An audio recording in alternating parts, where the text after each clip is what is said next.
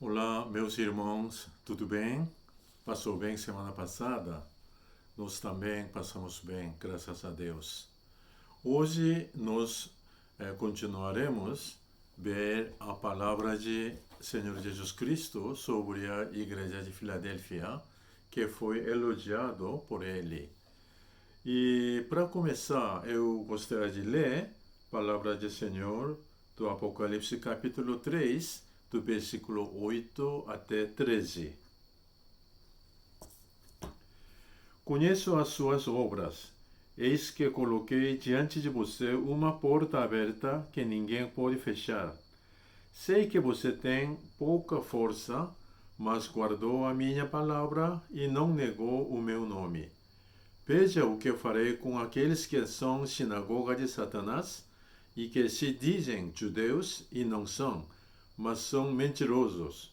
Farei que se prostrem aos seus pés e reconheçam que eu o amei. Visto que você guardou a minha palavra de exortação à perseverança, eu também o guardarei da hora da provação que está para vir sobre todo o mundo, para pôr à prova os que habitam na terra. Venho em breve, retenha o que você tem, para que ninguém tome a sua coroa. Farei do vencedor uma coluna no santuário do meu Deus, e dali ele jamais sairá. Escreverei nele o nome do meu Deus e o nome da cidade do meu Deus, a Nova Jerusalém, que desce dos céus da parte de Deus. E também escreverei nele o meu novo nome. Aquele que tem ouvidos, ouça o que o Espírito diz às igrejas. Amém.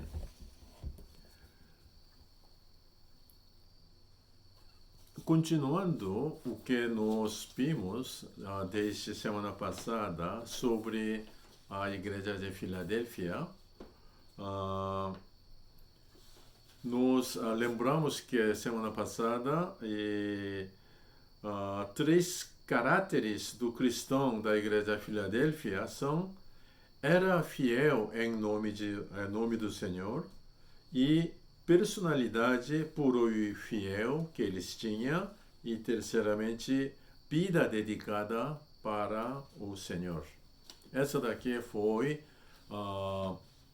de caracteres elogiado pelo nosso Senhor Jesus Cristo. Hoje, o Senhor Jesus prometendo a benção para eles. Primeiramente, eles vão ser evitados de grande tribulação que vai ocorrer no fim do mundo. Uma das promessas é o arrebatamento dos cristãos fiéis, mencionado no 1 Tessalonicense, capítulo 4, versículo 17. E a grande tribulação vai ocorrer na terra logo após o arrebatamento dos cristãos fiéis. Então, um exemplo disso daí que ocorreu na história é a Arca de Noé no tempo de dilúvio. Somente a família de Noé foi salvo e a restante morreram no dilúvio. E mesma coisa, somente os cristãos fiéis vão ser arrebatados e o restante vão sofrer muitas perseguições e até mortes. E o segundo caso é 10 pragas que caiu no Egito. Então, o povo de Egito sofreram bastante por essas 10 pragas que caiu consecutivamente sobre eles, mas não tinha nenhuma praga na terra de Gosém, onde o povo israelita estava morando. Então, historicamente, o povo de Deus foi salvo e não sofreram. E, segundamente, eles vão ser coluna do templo de Deus. Então, sobre isso, 1 Reis, capítulo 7, versículo 21, está dizendo sobre essas colunas. Ele levantou as colunas na frente de pórtico do templo. Deu o nome de Jaquim, a coluna do sul, e de Boaz, a coluna ao norte. Então, duas colunas vão ser erguidas. O primeiro nome é Jaquim, segundo nome é Boaz. Jaquim significa que Deus ergueu. O cristão fiel é erguido pelo Deus e escolhido pelo Deus para ser as colunas do templo de Deus.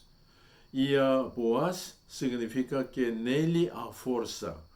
O cristão fiel pode ser uma força insignificante nos olhos seculares, mas possui uma força que sustenta o templo de Deus. Por isso, hoje, na Bíblia, o Senhor falou que o que eu fecho, ninguém pode abrir, o que eu abro, ninguém pode fechar. Então, é uma força que os seguidores de Jesus Cristo vão ter. É a força do nosso Senhor Jesus Cristo, força de Deus. Então, o templo de Deus pode ter duas significações. Primeiro, onde que seja, se pessoas congregam em nome de Deus e o culto verdadeiro é oferecido e a palavra de Deus é proclamado, então esse lugar é um verdadeiro templo de Deus e essas pessoas é o pilar de reino e nome de Deus. Então, não é somente a igreja é templo de Deus, mas é qualquer lugar onde fiéis seguidores de Jesus Cristo se congregam e oferecer culto para Deus e ama a proclamação de palavra de Deus, então esse lugar vai ser o templo de Deus. Não vai ser limitado somente nas igrejas, prédios de igrejas, não. E segundamente, se esse lugar for o coração de uma pessoa, onde ele adora o nome de Deus, então ele é o templo de Deus e também é coluna de templo de Deus. E para essa pessoa, a presença de Deus é permanente, porque ele é templo de Deus, e ele é uma pessoa abençoada. Então, uma pessoa que tem coração que adora Deus e a palavra de Deus, e oferecer culto dentro do coração dele, então essa pessoa também é o templo de Deus e vai ser a coluna de templo de Deus. Deus está prometendo que vai dar 3 nomes para essas fiéis seguidores. Então, primeiro é nome de Deus. Isso significa que ele é o filho adotivo de Deus. É a mesma coisa nas pessoas. Uma pessoa nasce numa família e essa criança vai ter nome de essa família, nome de seu pai. Então é a mesma coisa. Se Jesus Cristo adotar ele como o filho adotivo, então ele vai ter nome de Deus e vai ser uma família de Deus, membro da família de Deus. Segundo, ele vai ser dado o nome de Nova Jerusalém. Esse é provar que ele é cidadão de reino de Deus, Nova Jerusalém. Então ele vai ser o cidadão do reino de Deus. Terceiramente, Senhor Jesus vai dar o novo nome.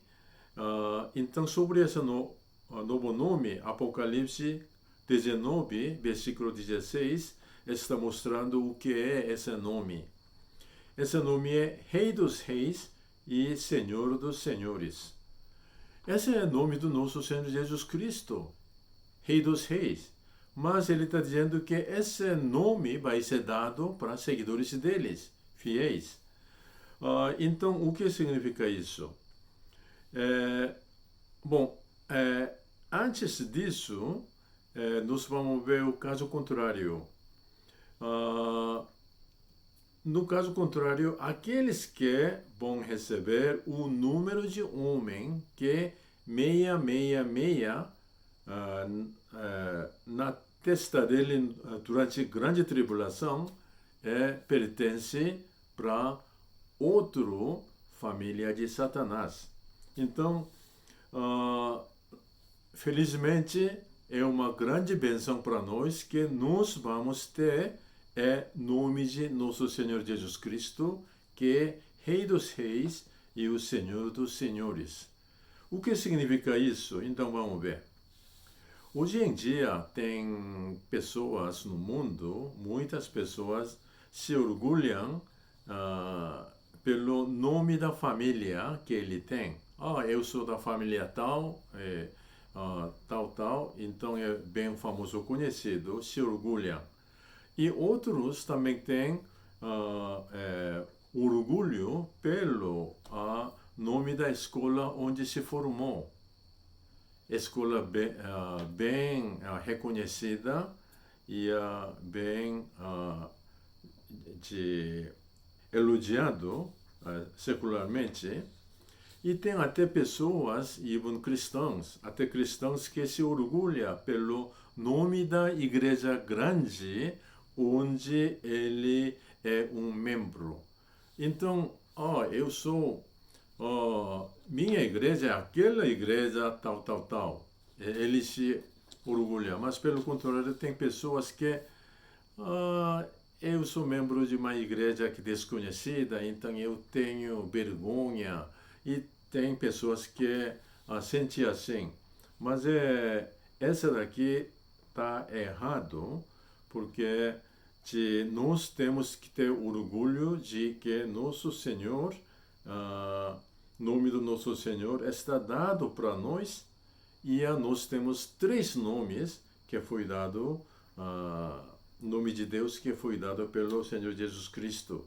E esse nome, nenhuma pessoa de mundo secular tem possibilidade de possuir esse nome. Esse é um grande privilégio. O fato é que o Deus está dando seu nome numa pessoa, significa que Deus está elevando esse indivíduo na mesma posição dele. Posição de Deus? O que significa isso? Isso é fácil de entender através do exemplo. Por exemplo, antigamente, um rei, se ele enviava um emissário ou embaixador para um outro país no distante, então ele dá autoridade e privilégio para ele para representar ele próprio. Representa o rei para outros países. Então, esse emissário ou embaixador que foi enviado para outro país tem mesmo nível e prestígio e a posição do pessoa quem mandou ele. Então, essa é a mesma coisa. Nós somos homens, não dá para comparar com nosso Senhor Deus, mas nós vamos ser elevados na mesma posição de Deus para representar Ele nesse mundo secular que desconhece nosso Senhor Jesus Cristo.